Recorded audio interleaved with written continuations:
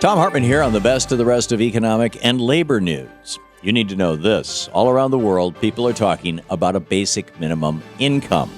And what they're saying makes a lot of economic sense. Regardless of whether you want to fight poverty, stimulate the economy, shrink the size of government, or simply ensure everyone has a sense of human dignity, you should be calling for a no-strings-attached basic income for everybody. Since its inception, Social Security has been incredibly successful at fighting poverty. So rather than slashing it or means testing it, we should expand it to every American. In addition to helping low-income workers, a basic income would provide a huge boost to our economy. When people have money to spend, demand increases and businesses see faster growth and higher profits. Even those who believe that the size of government is our biggest problem should be all in favor of a minimum income for all Americans. Rather than administering a huge patchwork of overlapping social programs, our nation could save time and money by simply issuing every citizen a monthly check. A basic minimum income makes sense economically, and it could lead to important social benefits, too. Crime rates would likely decrease because people wouldn't need to steal to survive.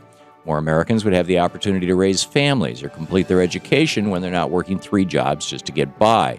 And a minimum income would ensure that no one would be denied their basic human dignity by being forced to live in squalor in the richest nation on the face of the earth. These are not extreme ideas. In fact, Thomas Paine first proposed this. When you consider the economic, social, and moral benefits, a basic minimum income just makes sense. This week, the organization Americans United for Change hit the road to call out lawmakers who refuse to raise the minimum wage. The Give America a Raise bus tour kicked off in Bangor, Maine on Monday, and the 16-ton, 45-foot-long billboard on wheels will be making its way to Washington, D.C. over the next week and a half. During their trip, the bus tour will be stopping in front of the offices of several Republican lawmakers who would rather hand out corporate welfare than help rebuild the American middle class. The tour is being co-sponsored by several labor groups and social welfare organizations like the SEIU, the UAW, the National Employment Law Project, and various others. These organizations are calling on Congress to support President Obama's plan to raise the federal minimum wage to $10.10 an hour. The tour will be stopping in cities from New Hampshire to West Virginia, and you can come out to join the fight for higher pay. The vast majority of Americans agree that no one who works full-time should live in poverty. This bus tour is a great way to show up, stand up, and tell our lawmakers that it's time to give America a raise. Getting a college education has become so expensive that students are turning to food banks to fill the gap. In fact, the problem is so common that more and more food pantries are popping up at universities all around our nation. According to the organization College Board, tuition rates at private universities have increased 14% over the past 5 years. Factoring costs like books, housing, and other necessities, it's easy to understand why some students are forced to choose between learning or eating. To make matters worse, most college students don't qualify for food stamps. In response to this growing problem, Nate Smith-Teig co-founded the College and University Food Bank Alliance. His organization represents about 50 university food banks, and he says that many schools are opening food pantries to help students. Although it's great news that schools and individuals are stepping up to help struggling students, once again, we're treating the symptom rather than fixing the problem. Students should not have to take on mountains of debt. They shouldn't have to go without a hot meal. They shouldn't have to pay for an education in the richest country in the world. Higher education should be a right, not a privilege. And letting someone go hungry should not be acceptable under any circumstances.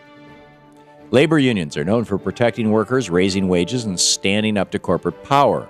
But there are many social benefits for organized labor that go far beyond the workplace. In Seattle, teachers joined together to fight against standardized testing, and they sparked a nationwide movement to provide all kids with a better education. Education advocates and teachers' unions from all over our country were inspired by the Seattle teachers and began speaking out against ineffective standardized testing. The movement, which is being called the Education Spring, argues that these tests waste countless hours in the classroom, demoralize students, reduce time for teachers to focus on the arts, and provide an inaccurate measurement of student and teacher performance. Without the solidarity among teachers, it's possible that this movement would not have made it past Seattle. These teachers simply want to make sure that our children get the best education possible, and labor groups are helping these educators be heard. And finally, extreme Republican policies in North Carolina sparked the now well-known Moral Monday protests. Demonstrators came out in droves to protest the Republican attack on unions, the war on women, and the red state refusal to expand Medicaid to the working poor. Well, as those extreme policies have spread throughout other states, the protests are spreading right along with them. Similar actions are now taking place in Georgia and South Carolina, and groups are starting to form in Florida, Alabama, and Wisconsin. People are standing up and speaking out in all of these states, and they're demanding an end to extreme right-wing policies in their states. You may not see much about these groups in the corporate-owned media, but don't be fooled. All around the country, people are fighting for progressive ideas, and the media cannot ignore them forever. And that's the way it is for the week of March 24th, 2014. I'm Thom Hartmann on the Economic and Labor News.